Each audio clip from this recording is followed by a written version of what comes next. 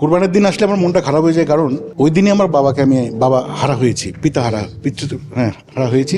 তো তবু আমাদের তো নিয়ম মেনেই, যেটা আমাদের ফরজ কুরবানিটা, আমি যেহেতু একজন মুসলিম, আমি হজও করেছি, তা কোরবান অবশ্যই আমি করি।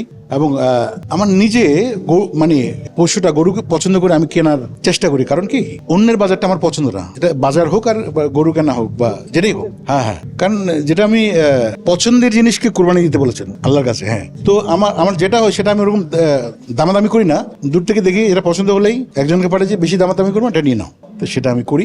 এক্সপার্ট ইঞ্জিনিয়ারদের দক্ষ হাতে দেশের মানুষকে প্রতিদিন সুরক্ষিত রাখার প্রত্যয় নিয়ে এলো সেফ সার্কিট ব্রেকার।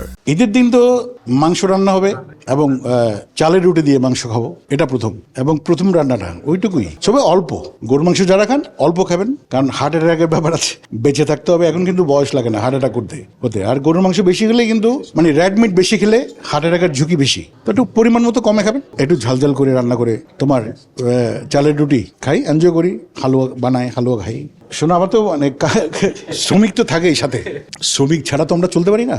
তো গরু কিনে তো আর আমি নিয়ে যাই না গরুটা, এটা লাত্তি খেলেও আমাদের ড্রাইভার বা কাজের লোকরাই খান। ওই গরুর লাত্তিটা আমার খেতে হয় না, আমি দূর থেকে পছন্দ করি, ওটা আমার পছন্দ হয়েছে। আমি গেলেও একটু দাম বেশি বললো সেজন্য আমি যাইও না, যে ওটা আমার পছন্দ হয়েছে ওটা কিনে নাও। এই লাভ ইউ অল। সবাইকে তোমাদেরকে ঈদ উল আজহার শুভেচ্ছা, এবং চালের রুটি খেতে চলে এসো যদি আমি ঢাকায় থাকি।